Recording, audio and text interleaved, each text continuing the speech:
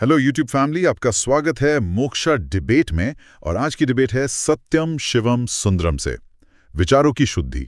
चलो शुरू करते हैं।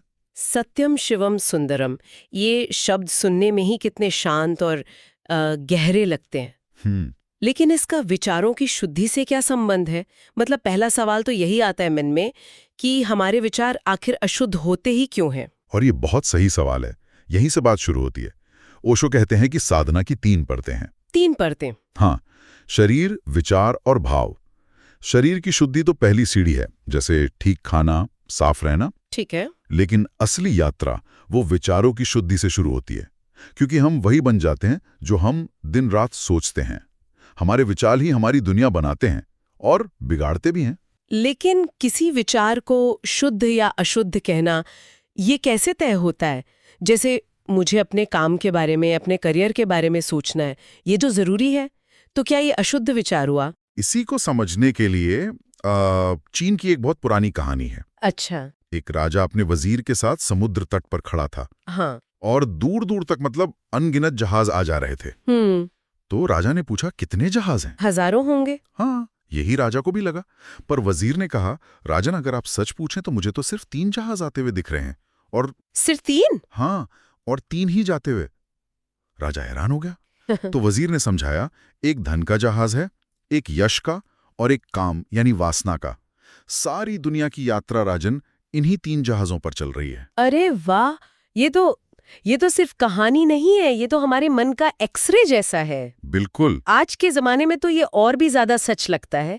सोशल मीडिया पर यही 3 जहाज तो दिखते हैं: पैसा, शोहरत, फॉलोअर्स। सही कहा। और ओशो इसी को विचार की अशुद्धि कहते हैं। ये जो 3 केंद्र हैं, धन, यश और काम, ये हमें बाहर की ओर खींचते हैं। बाहर की ओर और नीचे की ओर। हाँ, नीचे की ओर अधोगामी। जो इन जहाजों पर सवार है, उसका मन हमेशा बाहर ही भटकता रहता है। तो अगर ये अशुद्ध विचार के केंद्र हैं, तो फिर शुद्ध विचार के केंद्र क्या हैं? इसका विकल्प क्या है? तो इन 3 का विपरीत ओशो शुद्ध विचार के 3 केंद्र बताते हैं। सत्यम, शिवम, सुंदरम। यानी सत्य, शिव या जिसे शुभ कह सकते हैं, और सौंदर्य। सत्य, शुभ और सौंदर्य। हाँ, और ये केंद्र वो हमें भीतर की ओर ले जाते हैं, ऊपर की ओर, ऊर्ध्वगामी। और जो इन पर चिंतन करता है, वो धीरे धीरे खुद ही वैसा बन जाता है। सुनने में ये बहुत अच्छा लगता है, पर थोड़ा मुश्किल भी। मतलब कोई सिर्फ सत्य के बारे में सोचकर अपनी छोटी छोटी आदतें कैसे बदल सकता है? ये असल में काम कैसे करता है? हाँ, ये सवाल आता है मन में। इसको समझाने के लिए ओशो गांधी जी का उदाहरण देते हैं। अच्छा, गांधी जी का। हाँ, वो जेल में थे और लगातार अपरिग्रह यानी कम से कम में जीने के सिद्धांत पर सोचते थे। तो वो नाश्ते में सिर्फ 10 खजूर लेते थे। सिर्फ 10? हाँ, सिर्फ 10। उनके साथ वल्लभ भाई पटेल भी थे।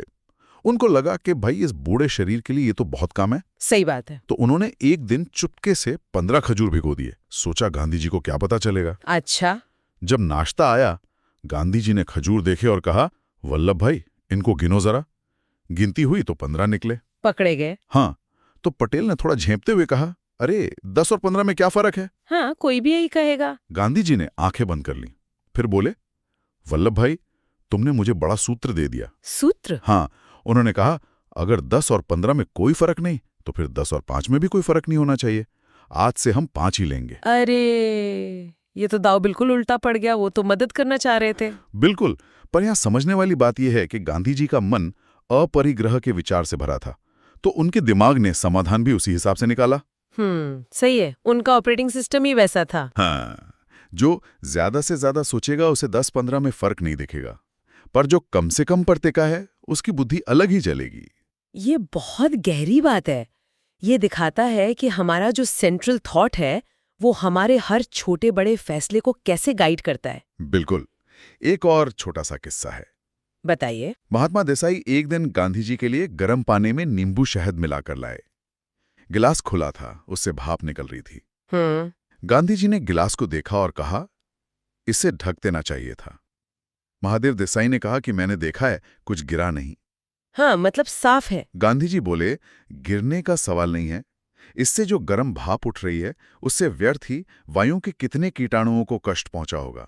अरे, मतलब इतनी सूक्ष्म अहिंसा। हाँ, ये तो उस स्तर की जागरूकता है जिसके बारे में हम सोचते भी नहीं।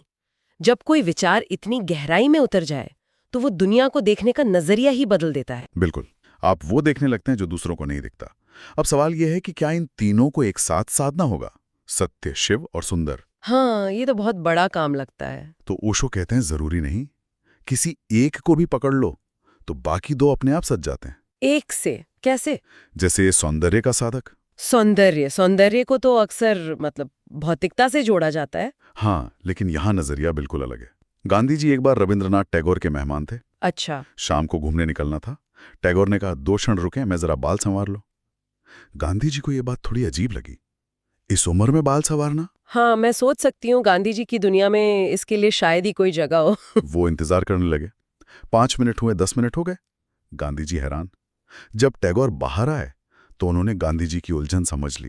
उन्होंने कहा, जब मैं जवान था तो बिना सवारे ही चल जाता था, अब बूढ़ा हो गया हूं इसलिए बिना सवारे नहीं चलेगा। और वजह?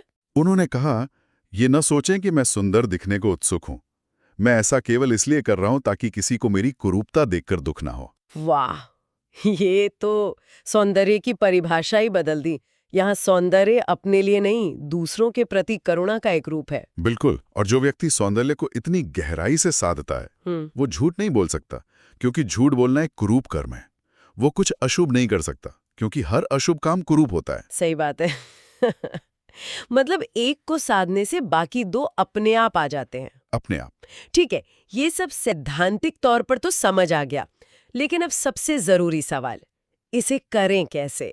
विचार तो आते जाते रहते हैं, उन्हें शुद्ध करने की प्रक्रिया, उसे शुरू कैसे करें? इसके लिए ओशो 2-3 व्यवहारिक तरीके बताते हैं। पहला, ये समझो कि ज्यादातर विचार बाहर से आते हैं। बाहर से? हाँ, हमारे भीतर विचार पैदा नहीं होते, सिर्फ खूंटियां होती हैं जिन पर आकर वो टंग जाते हैं। अगर मन में धन की खूंटी है तो धन का विचार आकर उस पर टंग जाएगा। ये सोचना ही कि हम विचारों के स्रोत नहीं, ग्राहक हैं, ये अपने आप में बहुत बड़ी बात है। हाँ, और यहीं पर दूसरा सूत्र काम आता है, मन के पहरेदार बने।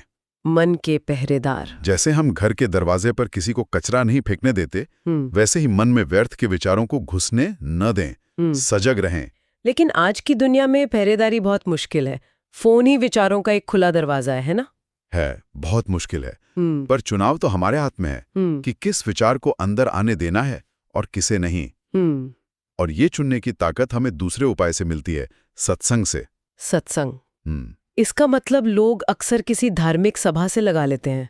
हाँ, पर ओशो इसका अर्थ बहुत बड़ा करते हैं। सत्संग मतलब शुभ का संग। शुभ का संग। और ये 3 तरह से हो सकता है। पहला, सद्विचारों का संग, अच्छा साहित्य पढ़ना, अच्छी कला देखना। ठीक है। दूसरा, सत्पुरुषों का संग, ऐसे लोगों के साथ रहना जो आपकी चेतना को ऊपर उठाते हैं, गॉसिप में नीचे नहीं खींचते। और अगर ऐसे लोग न मिले तो तीसरा और सबसे बड़ा सत्संग है प्रकृति का सानिध्य। प्रकृति। ओशो कहते हैं कि प्रकृति कभी अशुभ विचार नहीं देती। अगर आप सिर्फ बैठकर आकाश को देखें तो आकाश आप में कुछ बुरा पैदा नहीं करेगा, वो आपका सारा कचरा सोख लेगा। ये बहुत सुंदर बात है। एक साधु की कहानी है जो बांस के दरख्तों के पास बस चुपचाप खड़ा रहता था। किसी ने उससे पूछा कि सत्य क्या है, तो वो उसे भी ले जाकर बांस के पास खड़ा कर देता। जब वो आदमी परेशान हो गया तो साधु बोला, हम बांस के पास खड़े खड़े बांस ही हो जाते हैं, तुम भी हो जाओ। वाह, मतलब सत्संग सिर्फ लोगों का नहीं, माहौल का भी है। अपने आप को एक ऐसे माहौल में रखना जो स्वाभाविक रूप से आपको शांत करे। बिल्कुल। और अगर सीखने की कला हो तो पूरा जगत ही सत्पुरुष है। पूरा जगत। ओशो एक फकीर की कहानी बताते हैं जिसने एक चोर से सीखा था। एक चोर से तो दिलचस्प है। हाँ, वो फकीर एक चोर के घर मेहमान था। वो चोर रोज रात को चोरी करने जाता और सुबह खाली हाथ लौटाता। फकीर रोज सुबह पूछता, कहो कुछ मिला? और चोर हर बार हंसकर कहता, आज तो नहीं हुआ, पर कल शायद हो जाए। उसकी उम्मीद नहीं टूटती थी। बिल्कुल नहीं। वो फकीर बाद में कहता है, मैं उन दिनों परमात्मा की खोज में निराश हो चुका था, पर उस चोर की आशा देखकर मैंने सीख लिया। मैंने भी यही सूत्र बना लिया कि आज नहीं मिला तो क्या, कल शायद मिल जाए। और कहते हैं एक दिन वो फकीर भी परमात्मा की चोरी में सफल हो गया। ये कहानी बताती है कि ये यात्रा, ये जीवन भर की है। ये कोई 3 दिन का कोर्स नहीं है। नहीं। हर अनुभव, हर व्यक्ति कुछ सिखा सकता है, बस सीखने की तैयारी होनी चाहिए। बिल्कुल। तो आज के लिए बस एक विचार छोड़ सकते हैं, कुछ भी करने, बोलने या सोचने से पहले बस एक क्षण रुकें और खुद से पूछें, क्या यह सत्य है, क्या यह शुभ है, क्या यह सुंदर है। ये एक क्षण का ठहराव शायद पूरे जीवन को बदल सकता है।